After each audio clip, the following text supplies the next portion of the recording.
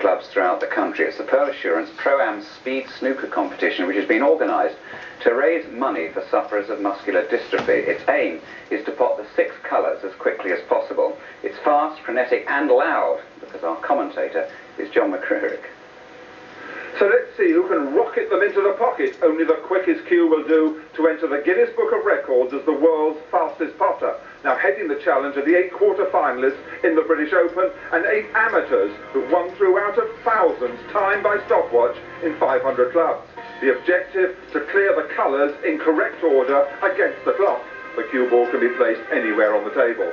Each player has 3 attempts, and the fastest single time to 100th of a second to decide, and the winner receives this World Championship Speed Snooker Trophy. Now remember, for the rookies this is unknown territory. The lights, the camera, the hoopla, and of course the strange table. But the pros are under pressure too, not to be hot-potted by an unknown. So for the first group of 8, with their best attempts coming up, and they've got their mascot there, Rupert Bear, the Muscular Dystrophy mascot, though I don't think he'll be pawing the table, we'll join our compere Alan Hughes, who we all know is a right bandit on the bays.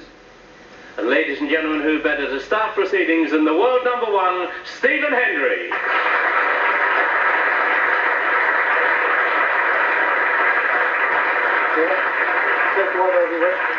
And Stephen, your time starts on the buzzer.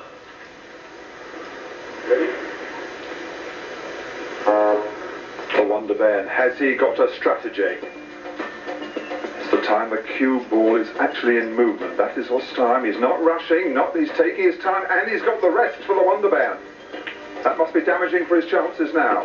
Up to 15 seconds already. He's not halfway through. This is not a wonder effort from the Bairn yet. He bangs the blue. We'll see his split time at 22.72. That's the split time for the Bairn. 22.72. He's missed the pink, and that must put him out of contention in the first round.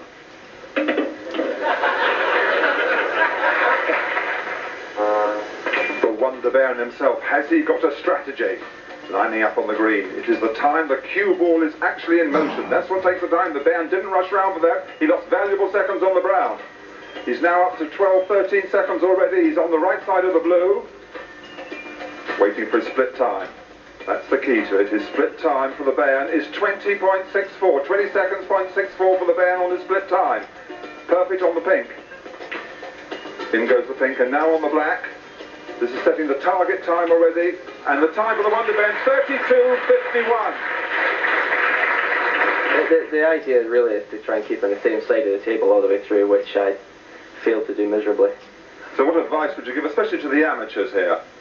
Just pot the balls. Wonder Bear, thank you very much. Steve, your second attempt then on the buzzer. So the master cueman himself, if any player has a strategy to crack the system, it must be him. Perfect. He's still doing well on the brown. Now this is the key shot onto the blue. Let's see his split time. The best split time of the Wonder Bear was 20.64. The cueman could beat that. And he has 19.62. That's the fastest at the halfway. In with the pink he goes. The time to beat is 32.51. It looks like the master cueman's going to do it. And he does! The master cueman's 30.10. Some of the lads, the amateurs, are going to find it quite hard because of the speed of the table. And it's actually the time really that the ball, the white ball, takes to stop rolling. And on some of the club tables, it stops rolling a lot quicker, so hard to control. Is there a special plan that they should adapt? I think in the right sequence, yellow to black. The master cueman. And your final attempt on the buzzer. Mevlit from Thornton Heath in Surrey. Puts the yellow in. A nervous, emotional time for the young man. Rushing round there like a deranged chicken, I thought. Trying to get on the brown.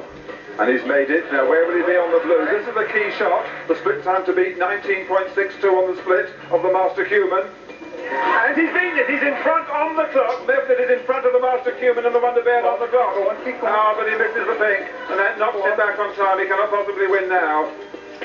In goes the pink. But he's done on the time. The time 30.10 to beat. Mevlit a good effort, but just missed it out on the pink. And Ken's final attempt on the buzzer. Snooker's rising young star. Let's see what strategy he employs.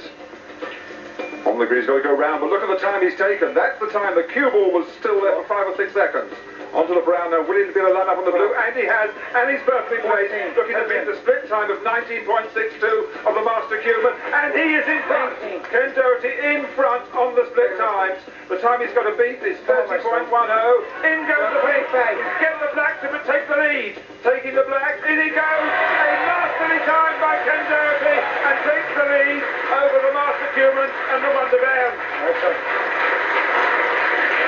We've reached the halfway stage, and no illusions now as to just how tough the speed challenge is. Not one of the 4 amateurs, and they're the pick from thousands taken from clubs right round the country, has even managed the clearance. An early talk of about 20 seconds being the time has proved way out.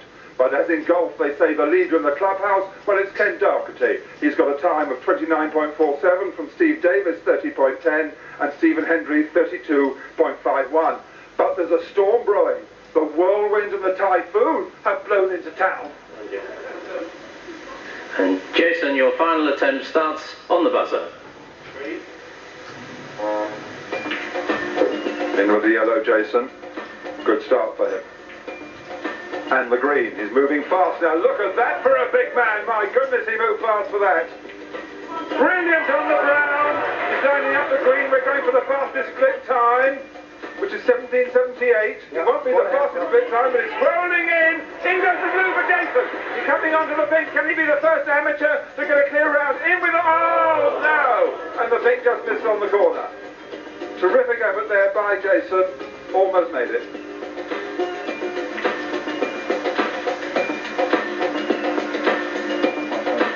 Still going on the pink.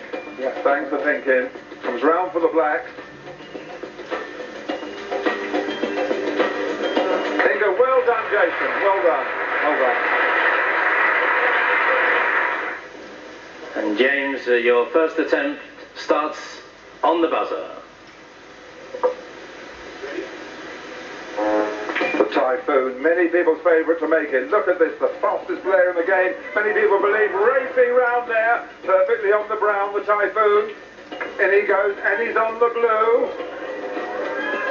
He's on the blue for the split time, and he beat the record split time. His split time is 16.89. He is in front of Ken Doherty's time. Can he make the big game? This is the big, the Typhoon.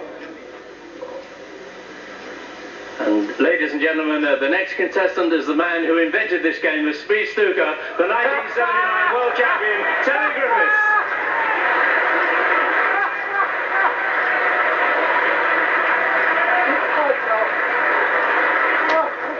Terry, in your own time, your first attempt starts on the buzzer.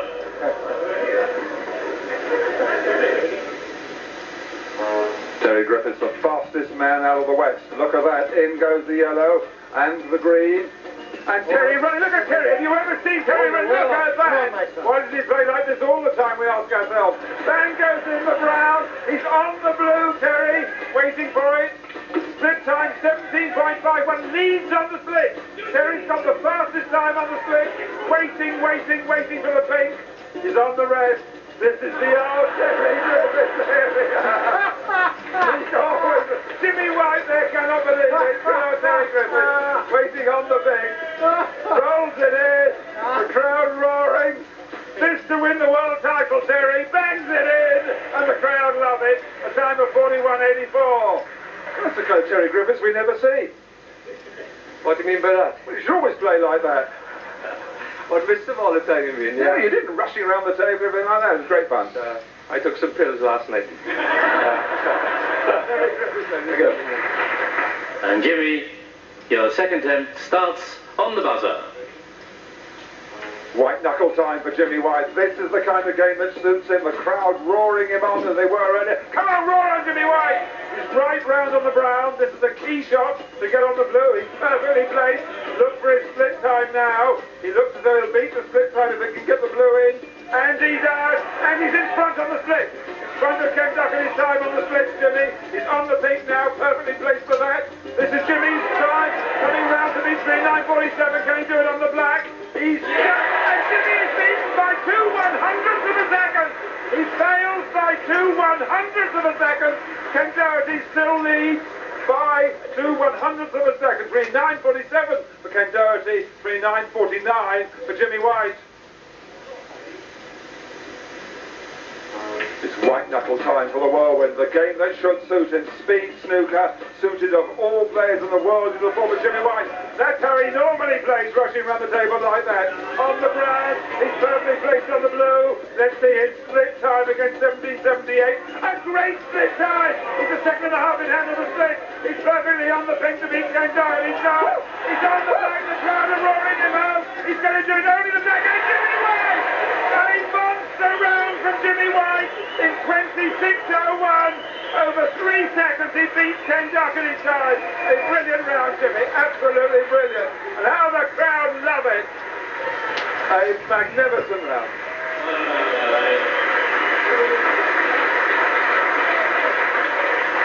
Well, people said beforehand if anyone was favourite, it was you, Jimmy. A brilliant round. Yeah, thanks for putting me on last.